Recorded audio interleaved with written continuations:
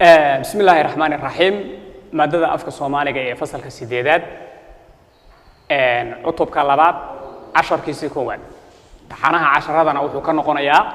10 كي سجارات بو كنقونيا دي الحين حرفة أخرسكا بي وحوي عطب كانوا وكتابسين معناه وحوي أرضي إنه شيكا أخرين كرو وحوي جبي أخرين كرو إسلامر كانا معناها كدوجن ولا صبيح كرو qofku waa inuu wax akhrin karaa kadibna wixii uu akhriyay marka uu waxa weeydiin la ku reeyay fahmi karaa macnaheed marka tusmada ee 10keena waxay noqonaysaa milgaha hooyo iyo haweenka maanta waxaynu ka hadlaynaa hooyada iyo gabadheedu doorka ay kaga jiraan bulshada qiimaha ay leeyihiin meesha ay kaga jiraan bulshada buu 10kani ka hadlaya way cutubkan marka waxa aad ku baran doontaa baa laba marxaladood ama laba heer oo haweenka Soomaaliyeed lagu amaano waa laba hab oo laba heer oo haweenka Soomaaliyeed lagu amaano labada marxaladood ama labada heeri waa heerka koowaad oo ah inanimo markay dhalinyaro tahay gabadh oo la amaano iyo heerka labaad oo ah markay hooyo noqoto oo ay waayeel noqoto ama ay hooyo noqoto oo caruur yeelato iyadana in la amaano labada habba oo loo amaano baa 10ku ka hadlayaan tani marka waxay muujinaysaa miisaanka iyo qiimaha haweenka Soomaaliyeed ay ku dhaxleeyihiin ummadda Soomaaliyeed way marka gabyaagan caanka ah waxa uu ku dhashay Berbera kuna barbaaray baa sanadkii 1885 wuxuuna allaha u naxariistay ku dhintay Nairobi oo Kenya hilaadadii marka qiyaastii 1949 halkaas oo uu waayihii dambe u wareegay abwaanku marka waag hore meeshii dalkiisaas uu joogi jiray halkiisaas ragga waxa weeye duunyada iyo waxa weeye dilay ku reeyay ku dhaqdo oo dalka jooga buu kamid ahaa laakiin waayadii dambe wuxuu u wareegay dalka Kenya u wareegay halkaas oo ku xijaabtay allah u naxariistay noloshiisii halkaas ku dhamaatay marka abwaanka waxa uu iimaanaya nin saaxiibkiisa oo aad ay isugu dheeraayeen oo Xasan la oran jiray ninkaas oo marka maankiisa haasaawe goor hiiga ku hayay iyo gabadhii uu waxa weeye dilay ku reeyay geeyanka u noqon lahayd uu kala bixi lahaay waxa weeye ooridiisa noqon lahayd marka waagaasi waa waagi raguna ay tashan jireen dumarkuna ay tashan jireen tusaale ahaan marka hadda waagaas wiilku markuu gabadha soo arko ay si fiican soo fahmaan aabihiisu uu iimaan jiray wuxuu oran jiray aabo bal ka waran gabadha odaga marka la talin jiray oo hadii uu u bogana waxa weeye markaas waxa weeye raggiisa uu yeeran jiray oo reerkii baa la aad jiray hadii uu si un ay wax noqdaanina markaas uu oran jiray aabaga gabdhuhu waa badan yihiin bal waxa weeye baasha kale ka ihlaadiyo tan ina ka daa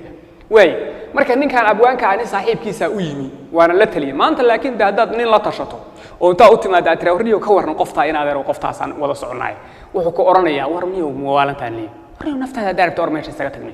marka gabar haday gabar kale tiraawaa ka waran hebel baan wada soconaay dhaadan ma hebel na walaalay waxa weeyaan lagu sheekaysan orad waxa weey dilay ku ruuxay hay saabay may ku oranaysa hadhowna waxa maqlaysa aroos baa maqlaysa iyo mashxarad iyo waxa maqlaysa marka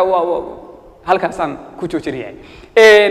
halka marka waatay mareysay ninkan odayga ah saaxiibkiis baa u yimi gabay buu marka rabaa dadku waa goro gabay buu isugu sheegi jireen hadal fara badan iyo waxa loo baahnay ninka maadaama uu abwaan ahaa tala fiican oo qurux badan uu saaxiibkiis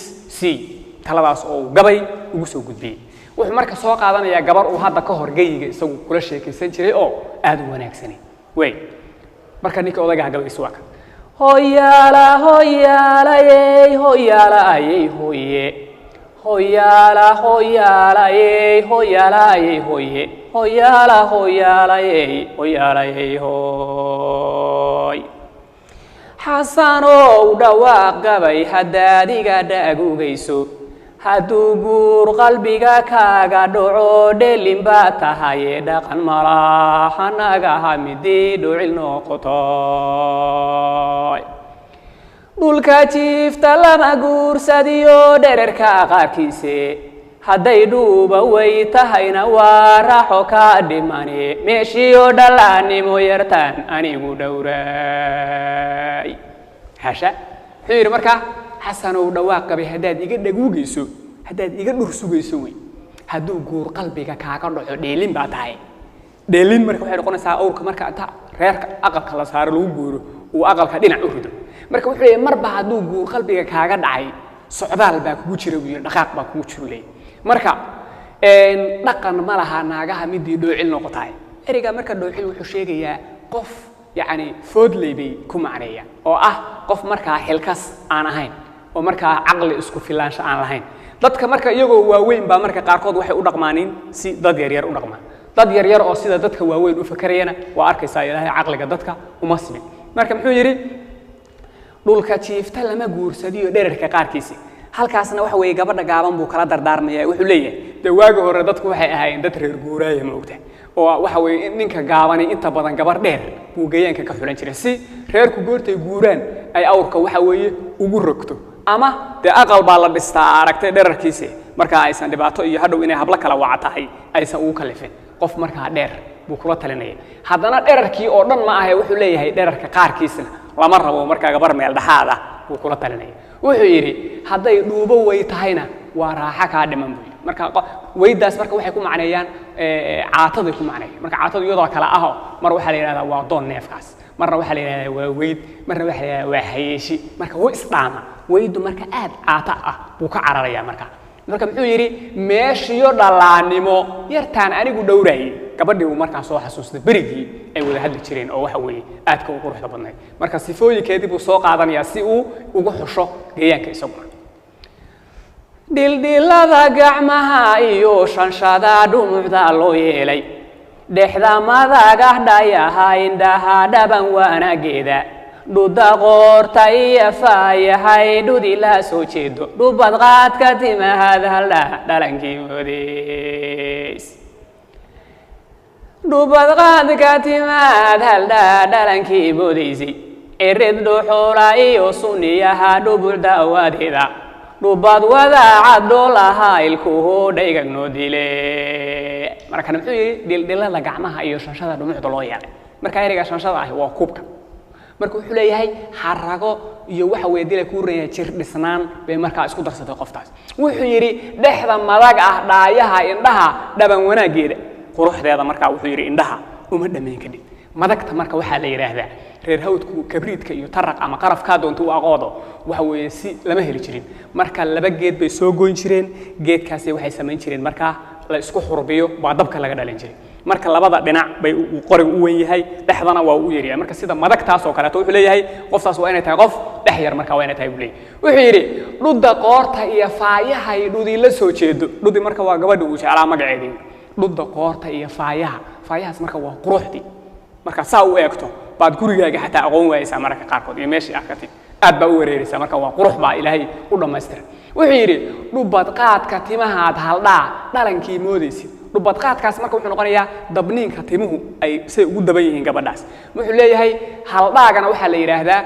gorayga labka ah baa la yiraahdaa gorayga dhadigna waxa la yiraahdaa goray cawl ama haldhure ilmaha ay dhalaaneen waxa la yiraahdaa ulul baa la yiraahdaa marka muxuu yiri marka dhubad qaadka timahaad haldhaa dhalankii moodaysid waagi hore marka gabdhaha timaha u dabnaan jiray oo gabdhuhu waagi hore raguna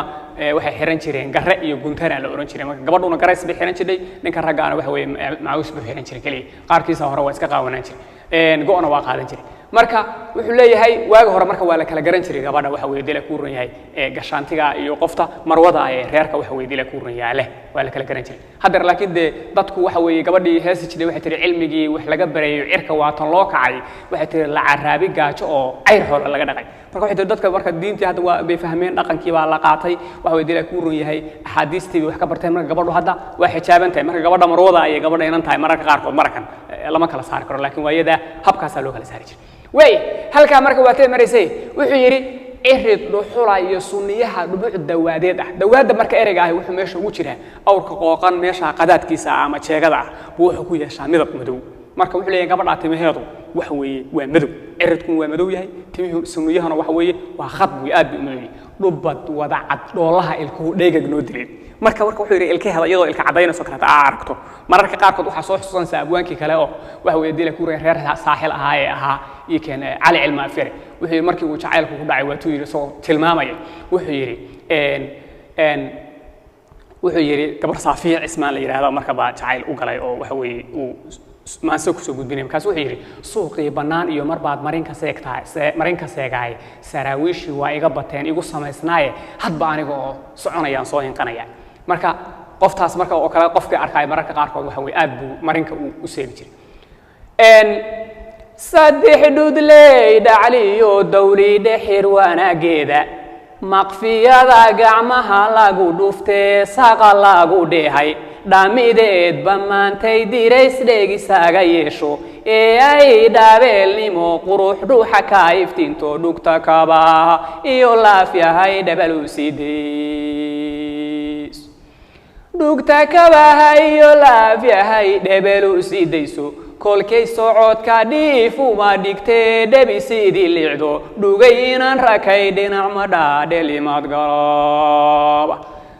qaybtaana wuxuu ku tilmaamayaa dharka marka ay xirato iyo habka ay yani u xaragoto buu kaga hadlay marka wuxuu yiri saddex dhudley dhacliyo dawli dhexir wanaageed waagi hore marka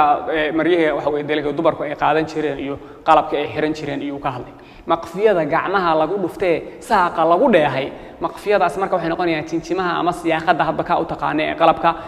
gacmaha ay ku buuxiyaan dumarku ay ku quruxsadaan marka wuxuu leeyahay saaqaasina waa dahabkii way waa mid marka dhalaal qurux meerana marka leeyahay wuxuu yiri dhamideed bamaantay dirays dheeg isaga yeesho dheegaas marka wuxuu noqonayaa aad markay intay u labisato wax weydela ku roon yahay dhaqaaqdo buu leeyahay ay dhaabeelnimo qurux dhuuxa ka iftiinto gaarinimana waa u helisay hada iskama ay labisnee qof gaariya oo waxa weeye khatara weeye qoftu wuxuu yiri marka dhugta kabaha iyo laafiha markay dhabal u sii diiso goortay marka dhaqaaqdo buu yiri wuxuu yiri shanqarta wuxuu yeedela ku roon yahay aad dareemayso marka wuxuu ku leeyahay kolkay socodka dhiif uba dhigtee dhabi sidii liicdo haraga marka meesha ka gaadhay wuxuu yiri socodka xataa wuxuu leeyahay saamba marbay marka qaadaysaa markay tan kala dhulka la hesho bay tan kala marka qaadaysaa marka maxaa ku dhacay ragii waa kuwan beedkan ku sheegay wuxuu yiri dhugay inaan rag kay dhinac ma dhaadheelimaad kala ba karto dheelimaadkaas waxa weeye carraabada marka xoolaha gurigooda loo sokeeyay marka nin gurigi intuu tuure ka carraabay marka ama waxa weeye meel kale ka tagay goortu si carraabay hadduu arko qoftaas ari ma yaraanaysa ka tagi maayo waxa weeye gabalka meesha ugu dhacay way dhaqaniyo adduun lama hareen dhogorta xoolaade inta dahabku lacag dheer yahay dumarka dhantaaye dhuuxayga iyo feerahay dhudi ku laaqnayde sidii igar maqaar loo dhigay idul dhererayd inkastoo idhalaan yeelatiyo ubad dhawaaqaya dhimashadu ha joogtee si kale wow dhursugayaye dhufsataye qalbiga maaniga dhudi ka reebay marka muxuu yiri dhaqan iyo adduun lama hareen dhogorta xoolaad ninkii marka gabadha arkay waxba lama hareen xoolaha uu leeyahay dhan ka dhowr kadana deeyihiin reerku soo tubila wuxuu oran lahaa war qofta halaysi wuxuu yiri inta dahabku lacag dheer yahay bay dumarka dhaanta dahabkii iyo lacagtii inta isdheerihiin bayaduna dumarka ay baac dheer marka wuxuu yiri dhuuxayga iyo feerahay dhudi ku laaqanayd wuxuu aad bay iigu milay qoftaas wuxuu yiri sidii igar maqaar loo dhigay bay idul dherer igarka marka waxa la yiraahdaa hasha ilmaheedii intuu baxay marka hal kale lagu loo maqaar saaro ama maqaarkii ilmihii baxay baa la soo saaraya kadibna dhir baa laga buuxinaya halkan baa marka loo dhigaya saasa lagu maalaya hasha salaaxmada lagu maalaya marka waxa la yiraahdaa igar marka wuxuu yiri sidii igar maqaar loo dhigay bay idul dhererayde inkastoo ay dhalaan yeelatiyo ubad dhawaaqaya qoftii waa calafku moogtahay waa kulama dhalane qoftii waa la guursaday nin kala ilaahay calaf uga dhigayo ciyaal bay yeelatay iyadoo ciyaal leh waxa weeye bay deegaankii kula noolaan jireen kadibna muxuu yiri dhimashadu ha joogtee si kale waa u dhursugaya dhimashadu ha joogtee malakamud yani hadii yani waa dhimatay aan la oran si kale wuxuu yiri waa uga dhursugaya wali marka kama u samrin muxuu yiri marka beedku dambeeyay dhufsatay qalbiga maaniga dhudi ka reebay